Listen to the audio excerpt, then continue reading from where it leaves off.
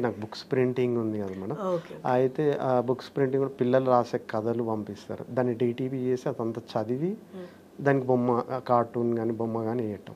వేస్తారా? మళ్ళీ nice. Cover page కూడా నేనే డిజైన్ చేస్తాను. ఆ కథలన్నీ చదివిన తర్వాత ఏది యాప్ట్ అవుతుంది కవర్ పేజ్‌కి. అది నైస్.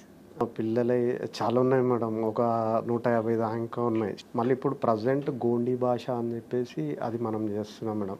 అంటే లంబాడి వాళ్ళది ఉంటది కదా మేడం లాంగ్వేజ్. వాళ్ళు మనకి స్క్రిప్ట్ పంపిస్తారు. వర్డ్ డాక్యుమెంట్‌లో. డాక్యుమెంట్‌లో పంపిస్తే దాన్ని మనం పేజ్ మేకర్‌కి చేసుకొని చేయటం అనమాట ప్రింటింగ్. లంబాడి వాళ్ళకి లిపి లేదు కదా? లిపి లేదు. కానీ తెలుగులో రాస్తారు. భాష స్లాంగ్ మటుకు వాళ్ళదే ఉంటది. మనకు అర్థం కాదు అది. కాకపోతే తెలుగులో ఉంటది. ఇప్పుడు తెలుగులోనే హిందీ భాష వాళ్ళది. మన ఇంగ్లీష్ లాగా మనం టెక్స్టింగ్ లో మెసేజెస్ లాగా. ఇప్పుడు హిందీ ఉంటది. కానీ మన తెలుగులో కూడా రాస్తాం కదా మనం. ఒకవేళ అట్లా అట్లాంటివి మనకు చాలా వస్తాయి మేడం.